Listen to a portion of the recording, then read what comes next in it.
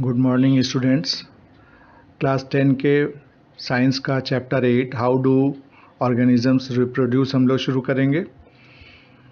तो रिप्रोडक्शन पढ़ने से पहले हम लोग थोड़ा सा इंट्रोडक्शन पढ़ेंगे। The life processes common to all the living organisms are nutrition, respiration, transport, excretion, control and coordination, that is response to stimuli, growth, movement and reproduction.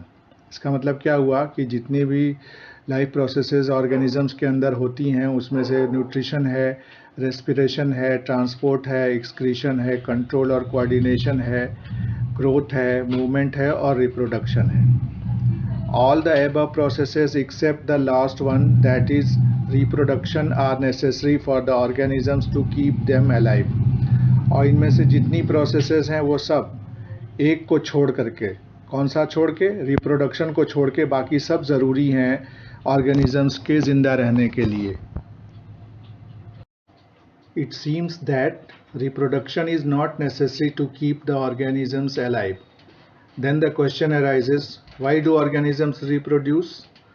तो हमको ऐसा प्रतीत होता है कि रिप्रोडक्शन किसी भी ऑर्गेनिज्म को ज़िंदा रहने के लिए ज़रूरी नहीं है, लेकिन सवाल ये उठता है कि ऑर्गेनिजम्स रिप्रोडक्शन करते ही क्यों हैं?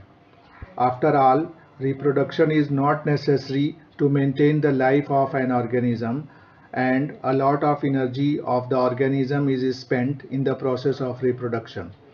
क्योंकि दो चीज़ें गड़बड़ है रिप्रोडक्शन के साथ। एक तो ये ज़रूरी नहीं है ज़िंदा रहने के लिए ऑर्गेनिज्म को, और दूसरा बहुत ज़्यादा एनर्जी उसकी वेस्ट होती है रिप्रोडक्शन करने में। So why should an organism waste energy on a process it does not need to stay alive? तो सवाल ये उठता है कि कोई ऑर्गेनिज्म इतना एनर्जी क्यों वेस्ट करता है जो जबकि वो एनर्जी उसको अपने जीने के लिए ज़रूरत नहीं है।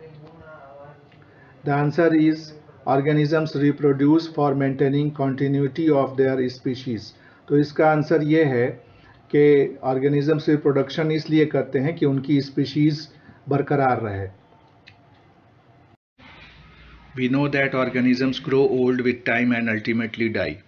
हम जानते हैं कि जब ऑर्गेनिज्म कोई जन्म लेता है तो वो धीरे धीरे ग्रो करता है, एडल्ट बनता है और बूढ़ा होता है, फिर मर जाता है।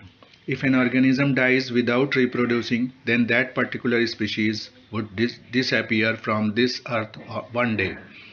अगर कोई ऑर्गेनिज्म बगैर रिप्रोडक्शन के वो ग्रो करता है और बूढ़ा होता है और अगर मर जाता है तो उसका स्पीशीज़ इस दुनिया से ख़त्म हो जाएगा। एक दिन ऐसा आएगा जैसे कि मान लीजिए कोई बकरी है, दुनिया में एक ही बकरी है मान लीजिए, वो बच्चे देती है, फिर उसके बाद वो ग्रो होता है, फिर वो बच्चे देती है। इस तरह से उसकी कंटिन्यूटी बनी रहती है बकरी के स्पीशीज़ की।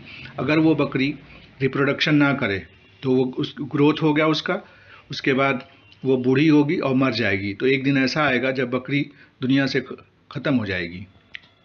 Thus reproduction is essential for the survival of species on this earth।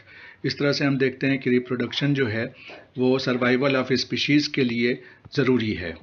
The process of reproduction ensures continuity of life on the earth. और हम ये भी कह सकते हैं कि जो रिप्रोडक्शन का जो प्रोसेस है वो कंटिन्यूटी ऑफ लाइफ को बरकरार रखने के लिए ज़रूरी है।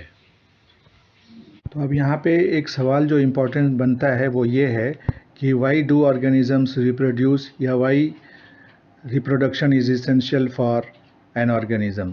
तो इसका जवाब है reproduction is essential for the survival of the species on the earth, या the process of reproduction ensures continuity of life on the earth.